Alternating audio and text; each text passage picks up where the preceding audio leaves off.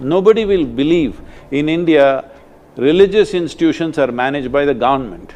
I'm saying the government has no business to touch a mosque or a church or a temple or a gurudwara or anything for that matter. The important thing is the devotees should manage the temple, but now there's a whole lot of people arguing. Their argument is generally, but it was under kings and kings are also government, so it was always under government.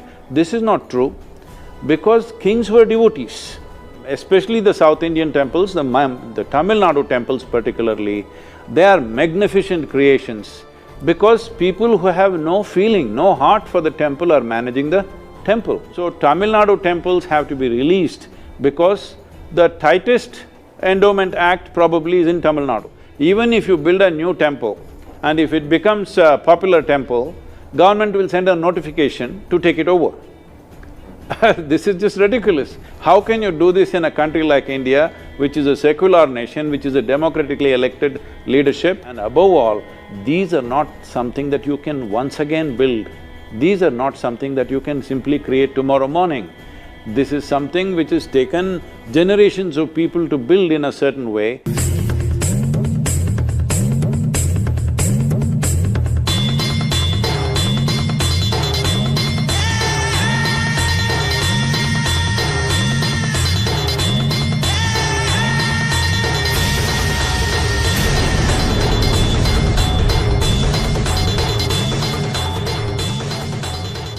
Sadhguruji, let me start with your thought, because we here have said that it's time to take the right stand to free Hindu temples, but let me understand from you.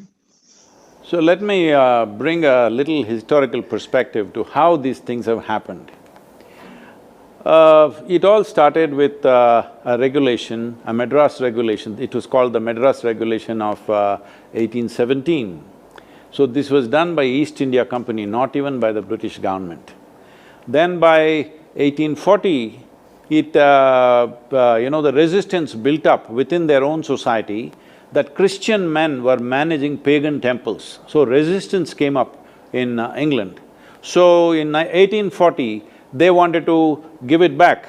So they put out a directive and said, okay, hand it over to the trustees. Then they passed a Religious Endowment Act in 1863, with which they made a complete handover of the religious institutions and endowments back to the Hindu community.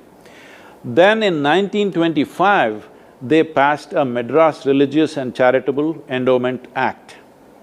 This included all religions. By now, this was a strategy to stem the independence movement in the country, and they found whether it's a mosque or a church or a temple, all of these things were becoming hubs for people to meet and come together and act.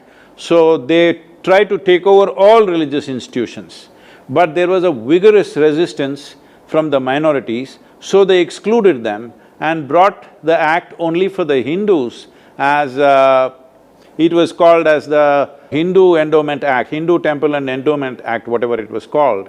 Then further, they tightened the screws in 1935 that they could give like a notification to any temple to take it over. And this is all happening before independence, but post-independence, in 1951, they passed this law of Hindu Religious and Charitable Endowment Acts 1951. And many provisions of this 1951 Act were struck down both by the Madras High Court and the Supreme Court. So during the Kamaraj era in 1959, they passed this Tamil Nadu Hindu Religious and Charitable Endowment Act was passed, which is still in operation right now. With this, over 37,000 temples are in government control. So what is the issue here? The issue is, one thing is, it's a disgrace that in a secular country that one community… I mean, if you say this in any other country, if you mention this, nobody will believe you. Nobody will believe in India religious institutions are managed by the government. So secular institutions means they should have no business with any religious institution. When we talk about the Hindu temples, immediately there's a whole group of people who'll say, then take over churches also, take over mosques also. I'm saying the government has no business to touch a mosque or a church or a temple or a gurudwara or anything for that matter. Right now, there is one problem, so let us multiply the problem. That is not a solution, all right? The important thing is the devotees should manage the temple, because fundamentally the Indian temples were not created as places of prayer. There is no single person leading a prayer for a group of people. It is largely different types of energy centers where people can go, soak themselves in that energy, whatever, whether you believe or not. It is true for millions and millions of people, for millennia. It has been the experience of people. Whether you believe, you don't believe, that is your issue, but in terms of basic human rights, this must happen. In terms of constitutional rights as fundamental rights, this must happen. But now there's a whole lot of people arguing, their argument is generally, but it was under kings and kings are also government, so it was always under government. This is not true, because kings were devotees. Yeah. Kings were very strong devotees to such a point, in many kingdoms, the deity was the king. The king was a divan or a minister for the deity. So always the deity ruled, only in the deity's name he ruled the country. So they were a different people altogether, and there also the contributions came from the people to build the temples.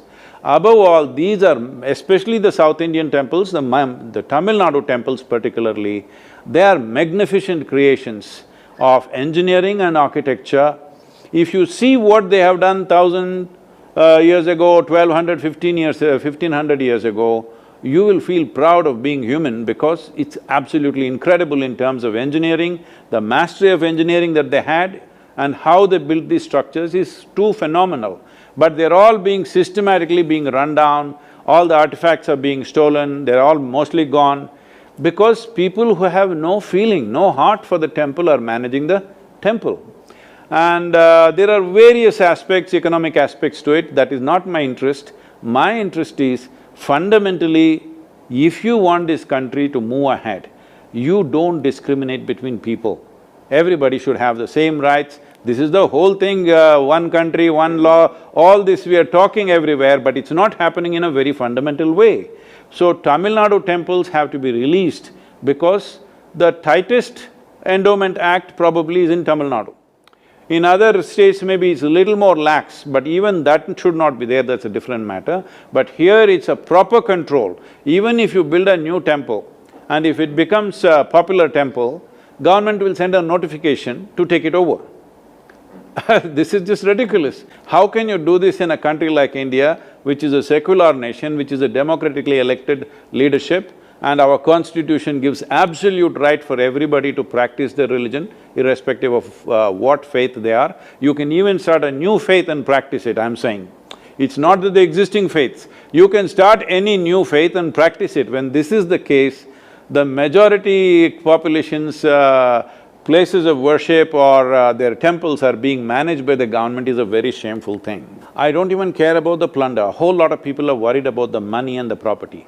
My concern is, a sacred space has been desecrated systematically, and aesthetic aspect of these temples are so phenomenal. But today if you go to many of the Tamil Nadu temples, stone carvings, okay? I'm saying they carved not soapstone or marble as it's done in North India or soapstone in Karnataka. Here we carved granite, very hard stone, into exquisite art. And you know what they did? They put silver paint on it, oil paint, enamel paint, for the entire stone carvings. It's somebody… some government officer's idea of aesthetic. What do you do for this kind of thing? This kind of desecration and temple processes have been changed, and without taking into the other aspects, the science of temple building, they've made changes, they've put walls here and there. Aesthetics is being completely, massacred really. So my concern is, temple is being destroyed. Yes, property and wealth and gold attached to it, I think the British took away most of it anyway. What was left, other people are taking it.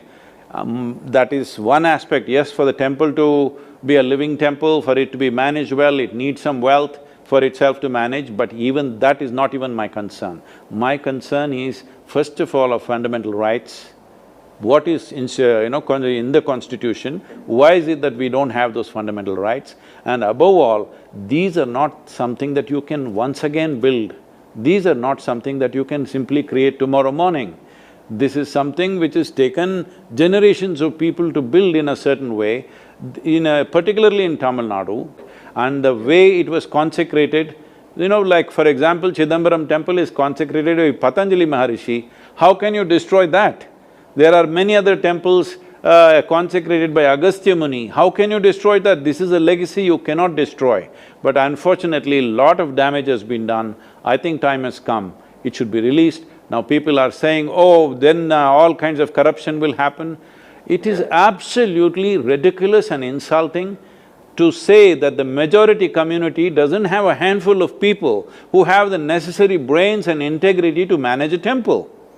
When today we are in a time where we are thinking in terms of government should not manage an airline, it should not manage airports, it should not manage ports, it should not manage industry, business, mining, everything should be given to the people to manage in terms of private entities. Temples, somehow government is qualified to manage, how come? It's just ridiculous.